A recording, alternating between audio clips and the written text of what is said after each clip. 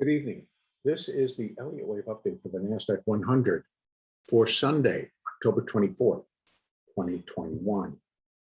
The NASDAQ did continue to slide on Friday. And as that expiration did start to move towards the close, we did see some additional acceleration to the downside and a break below 15,315. And that's where I kind of was hoping that it would contain itself, but it did not. It broke it early, rallied back up, and then came back down yet again. Now, what I had noticed on Thursday's update, so going into Friday, that we had, or I was able to count, a five-wave structure up off of that low at 15,300. And I felt it was too early to determine, could that be wave 5, the then end of a C wave, and in turn, that larger B wave? The answer remains yes, it could possibly be, but we don't have enough information yet from the market to give it some confirmation, to give it to some support. And let me show you what I am referring to. So in order for me to really kind of have the support that I need to declare that that's the end of that B wave and we're now dropping in the beginning phases of the C wave, is I have to see this C wave start to form 5 waves down on the hourly chart. I'm going to open up this and let's take a look. So right now we can at best 1, 2, 3, this is a 4, and we're down into a small 5. But it's not really heading lower real quick. Yes, we have kind of opened in Globex, came down to 297, rallied back up to 327, and now kind of just maybe heading back down, but we're still holding some support around that 15,320 area. Now, if the market should continue and break below 274, it's going to give it a lot more credibility that this is a small 5 waves down. And now we're going. Now, a couple of scenarios that could happen right all within this. We have the hourly 200 sitting at 15,194. That's a major level right now. If there's any potential left that the market is, that the NASDAQ is just going to pick it all back up and pull higher on the basis of the earnings reports coming next week, which are Facebook on Monday, AMD, Microsoft, and Google on Tuesday, Amazon and Apple on Thursday, plus a myriad of additional ones in between. We have a lot of reports that are all going to come right into that level. And then we also have some larger ones that are going to come out next week at the beginning of November. So we still have a lot of potential that there could be a very strong emotion, a very strong feeling that these companies are still going to blow the doors off. They're going to be good. And regardless of all this forward guidance that we're getting, that's not so happy, that's all going to change. That might be the case, and they might play it that way. Again, not knowing how firms came out of Friday's expiration, because remember what I told you, that as these things sink, as these stock prices sink, they slide through strike prices, and that forces traders to adjust. And it happened across the board. It happened in Amazon. It happened in Chipotle. It happened in Facebook. It happened in Google. It happened in Microsoft, et cetera, et cetera. And for those stocks that were kind of going up, like Netflix, and Tesla, it did the same thing, but in the other direction. So again, I don't know yet, or we don't know yet, as to what that effect is for tomorrow's opening, and how these larger firms are going to come in, how those orders are going to be stacking up to be executed on the opening. Too early to tell. But we need to be open to both possibilities because it continues to carry it. But one thing I do want to show you, that I use the candlestick. I use candlestick charts. But sometimes I just want to see what is really going on. So I'll use a line chart. And if I use a line chart, first of all, pulse that 4 all the way up to 5310 or 15,310, 311. And that it's been really sitting at a support again at 316. And now we're still sitting right there. We came down and touched it again, and now we're winding back up. And this does not catch those extremes. So if you're using a line chart, it doesn't get the tails like you're going to see on a candlestick chart, which is why I use the candlestick charts for trading, because you want to see the tails. The tails tell a tale. So in this case, it still shows, even the line chart shows 1, 2, 3, 4, 5. So we still have that 5 waves up, but here, A, B, C. So it still needs to come down. That makes it a little clearer that we need, if it's going to be a 5 waves down, it just needs to break cleanly below 313. And in all honesty, it needs to also then break accordingly below, if I'm using candlesticks, because that's what I do use, it needs to break below 274. Clean it up, NASDAQ. If we're going to use a line chart, it's going to create a little bit different feel, but even if I use that line chart, this would still remain a 3, ABC down.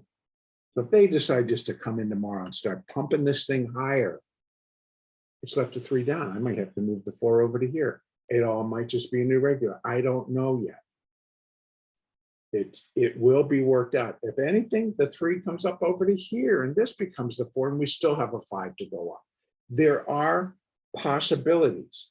Now, more important, I don't necessarily want to really go on those fine points.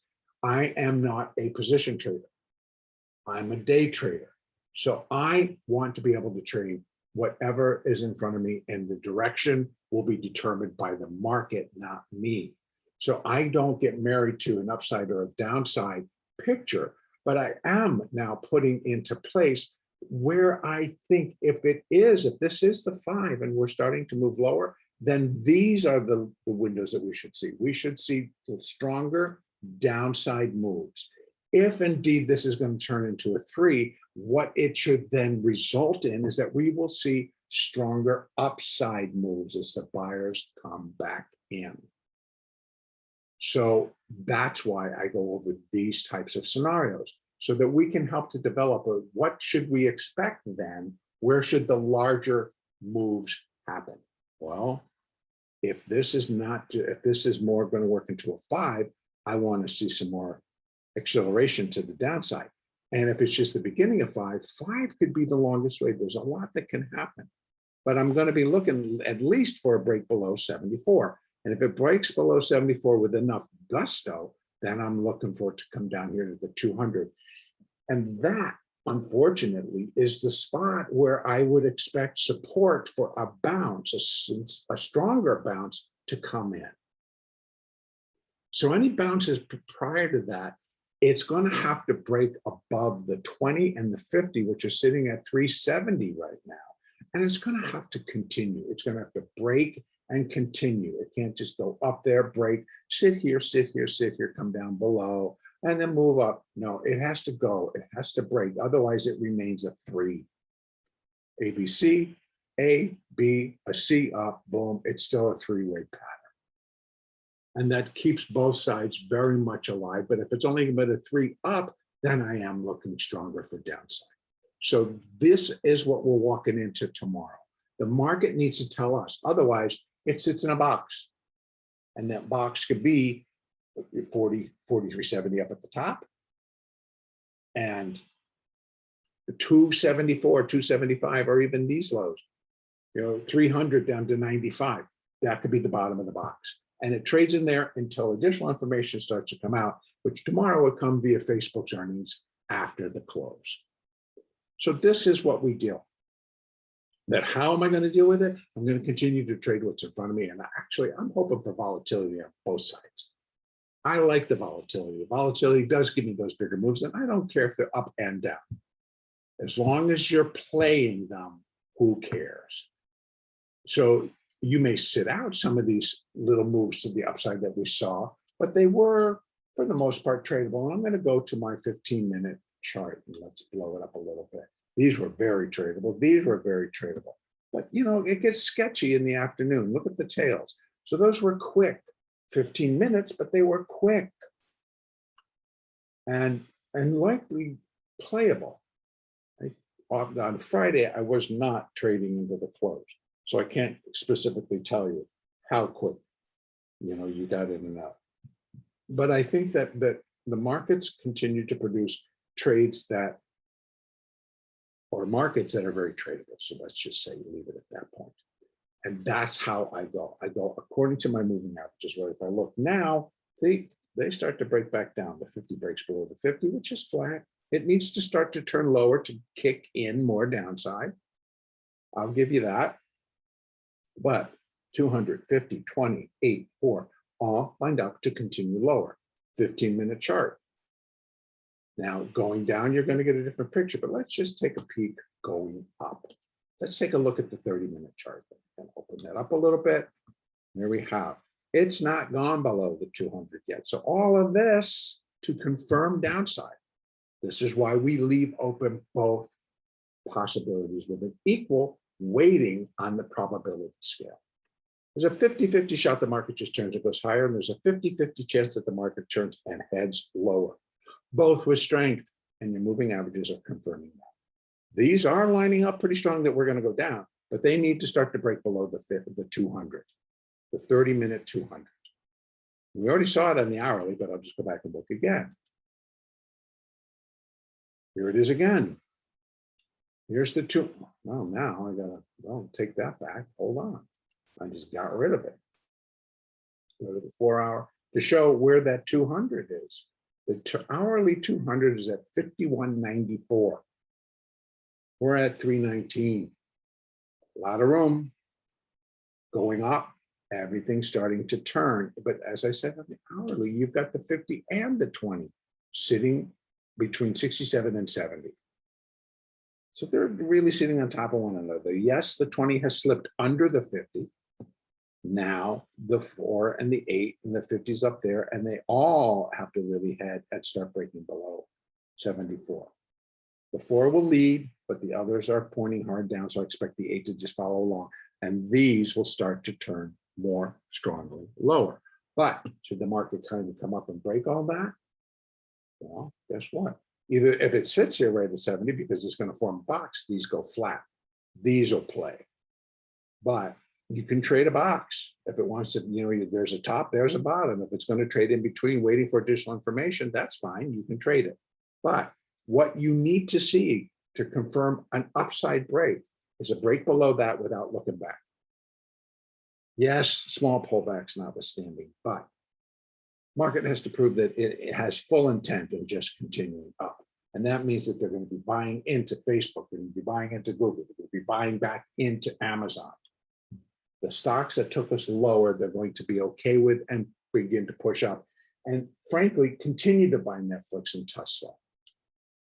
So everything needs to just, okay, we're all done. That was all last week. This is this week, and we're renewed. That's the type of thing that's going to drive the market higher. Otherwise, you got too much uncertainty. Too much, well, I don't know. Too much, do you want to put your money in? I'm not going to put mine in. All kinds of things. Trade what's in front of you.